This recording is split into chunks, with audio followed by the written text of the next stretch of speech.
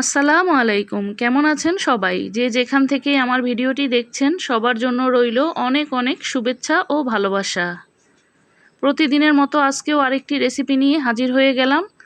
হাতে যদি মাত্র 10 মিনিট সময় থাকে তাহলে আপনি তুর্কিশ এই চিজি ডিমের অমলেটটি খুব সহজেই তৈরি করে নিতে পারবেন। খেতেও কিন্তু ভীষণ মজার হয়। তৈরি করার জন্য আমি চুলায় একটি প্যান বসিয়ে দিয়েছি আর 2 টেবিল চামচ রান্নার তেল দিয়েছি। দিয়ে দেব হাফ কাপ পেঁয়াজ কুচি। পেঁয়াজটাকে এবার তেলের সাথে একটু ভেজে নেব।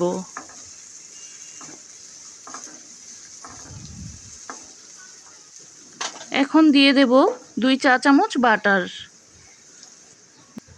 বাটারটা দেওয়ার পর পেঁয়াজ ও তেলের সাথে বাটারটাকে নাড়াচাড়া দিয়ে খুব ভালোভাবে মিশিয়ে নেব।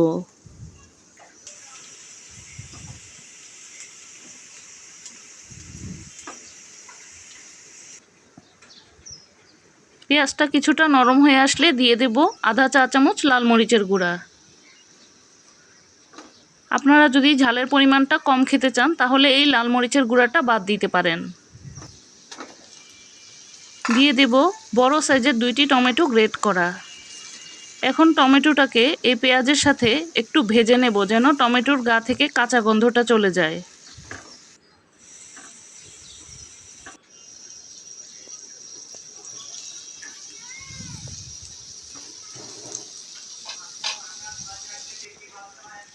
টমেটোটা ভেজে নেওয়া হয়ে গেলে দিয়ে দেব আধা চা চামচ চিলি ফ্লেক্স, আধা চা চামচ কালো গোলমরিচের গুঁড়া। এখন এই মশলাগুলোকে টমেটোর সাথে একটু ভেজে নেব।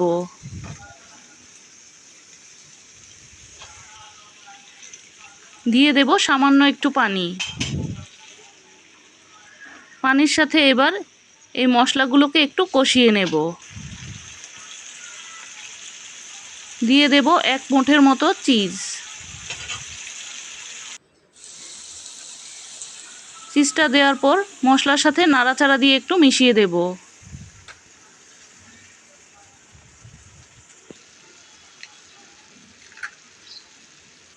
এখন আমি 4টি ডিম ভেঙে দেব। আপনারা যদি ডিমের পরিমাণটা বেশি নিতে চান তাহলে মশলার পরিমাণগুলোও বাড়িয়ে নেবেন।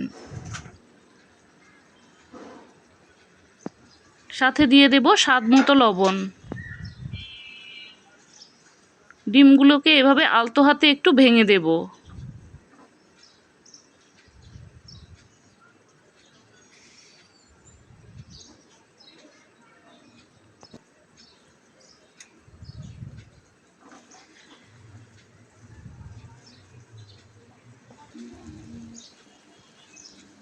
ডিমগুলো দেওয়ার পর 2টি কাঁচামরিচকে আমি এভাবে কেটে দিয়েছি।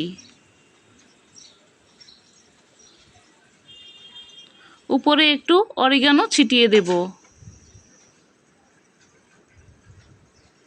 এখন উপর থেকে আরও কিছুটা মোজারেলা চিজ দিয়ে দেব। চুলার আঁচটা লো হিটে রেখে এখন 3 থেকে 4 মিনিটের মতো আমি এই ডিমের অমলেটটাকে রান্না করে নিয়েছি। তুর্কিশ চিজি ডিমের অমলেটটা কিন্তু এখন পরিবেশনের জন্য তৈরি। এটা এখন গরম গরম পাউরুটি বা রুটির সাথে পরিবেশন করতে পারেন। খেতে কিন্তু একটু বেশিই মজার হয়। চাইলে এই রেসিপিটি ফলো করে আপনিও একবার এই চিজি ডিমের অমলেটটিকে ট্রাই করতে পারেন। আশা করি ভালো লাগবে। আবারও দেখা হবে নতুন কোনো রেসিপি নিয়ে। সে পর্যন্ত ভালো থাকবেন, সুস্থ থাকবেন। আল্লাহ হাফেজ।